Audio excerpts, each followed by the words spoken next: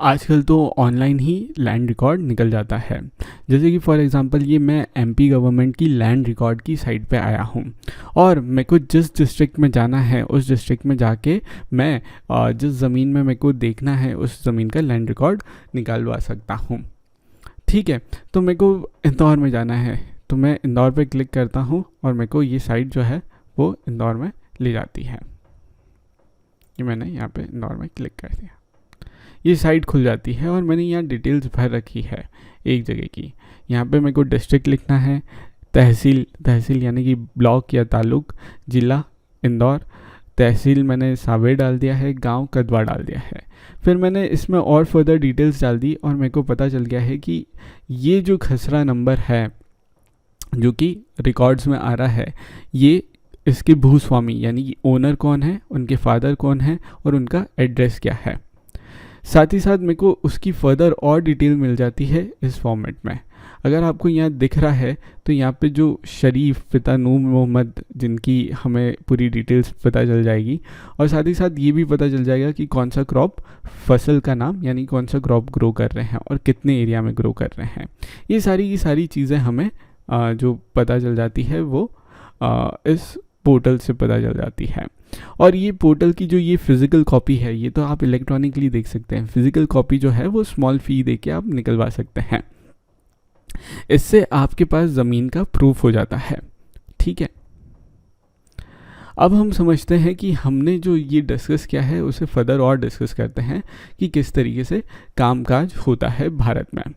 तो ये पटवारी तो जो रहता है वो तो रेवेन्यू डिपार्टमेंट में काम करता है। रेवेन्यू डिपार्टमेंट यानी कि जो पैसा कलेक्ट करती है सरकार, वो ज़मीनों से भी कलेक्ट करती है, यानी कि जिसके पास ज़्यादा ज़मीन है उससे ज़्यादा टैक्स वसूलेंगे। तो इस तरीके से, और जो जिस ज़मीन से ज़्यादा कमाई हो रही है उससे ज़्यादा टैक्स वसूलेंगे।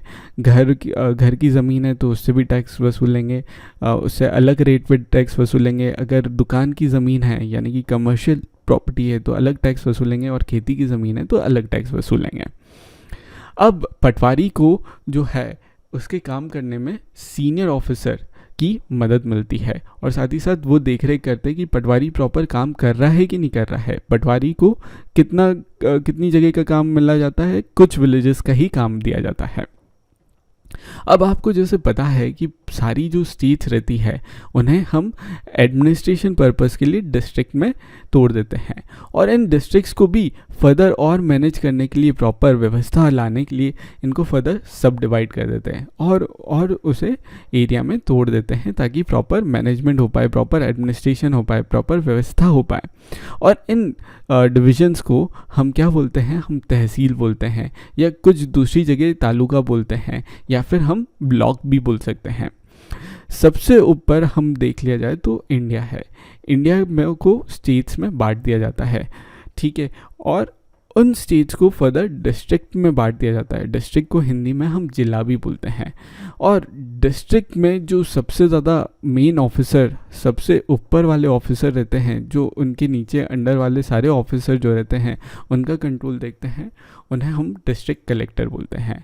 पिछले चैप्टर में हमने डिस्ट्रिक्ट कलेक्टर का ऑफिस भी बोला, मैंने दिखाया था। मैंने आपको इंदौर कलेक्ट्रेट का पिक्चर जो दिखाया था वो डिस्ट्रिक्ट कलेक्टर का ऑफिसर रहता है। यहाँ पे उनका ऑफिस रहता है और यहाँ से वो पूरे डिस्ट्रिक्ट का काम देखते हैं। इनके नीचे जो आता है डिस्ट्रिक्ट को फर्दर हम डिवाइड कर देते हैं तहसील में। तहसील या बोलो या तालुका बोलो या फिर ब्लॉक बोलो, और इनका इंचार्ज को बोलते हैं हम तहसीलदार। तहसीलदार जो रहता है वो जो है तहसील में आने वाले सारे एरिया का कंट्रोल देखता है। डिस्ट्रिक्ट कलेक्टर डिस्ट्रिक्ट में आने वाले सारे एरिया का कंट्रोल देखते हैं। तहसीलदार तहसील में आने वाले सारे एरिया का कंट्रोल देखता है, वहाँ का मैनेजमेंट देखता है, वहाँ का एडमिनिस्ट्रेशन देखता है।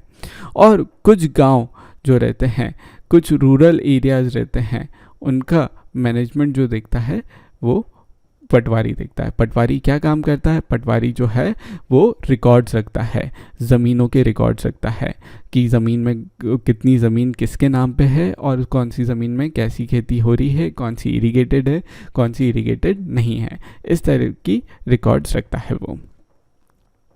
अब मैं आपको और चीज़ बता देता हूँ कि सबसे ऊपर डिस्ट्रिक्ट कलेक्टर हैं, और इनको जो बोला जाता है, इस चेन को बोला जाता है, इन ऑफिसर्स की चेन को बोला जाता है रेवेन्यू ऑफिसर्स।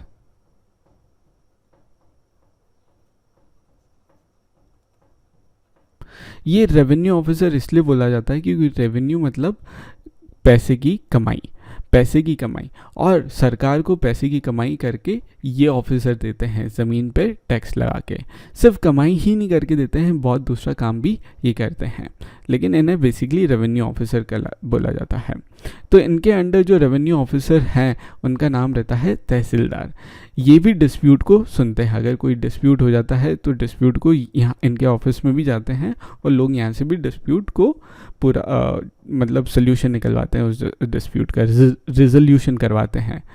ये पटवारी को जो है उसको सुपरवाइज करते हैं, उसके काम की देखरेख करते हैं, और ये भी श्योर करते हैं कि रिकॉर्ड जो है वो प्रॉपरली बना हुआ है कि नहीं है, उसे सही तरीके से रखा है कि नहीं रखा है, और सही समय पे लैंड रेवेन्यू यानी कि जो टैक्स है वो कलेक्ट किया है कि नहीं किया है।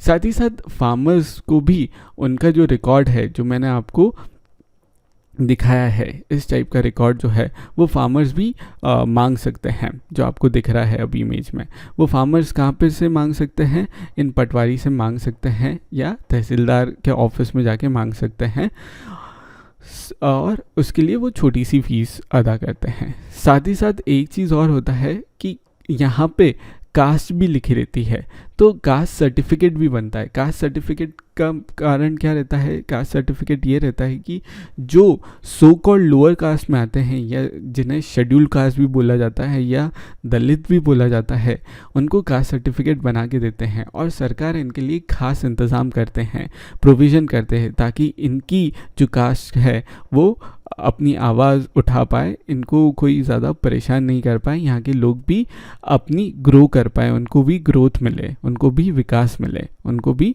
जो है डेवलपमेंट का फ़ायदा हो। तो तहसीलदार के ऑफिस में सारे के सारे लैंड डिस्प्यूट सुने जा सकते हैं, वहाँ पे भी सुने जा सकते हैं।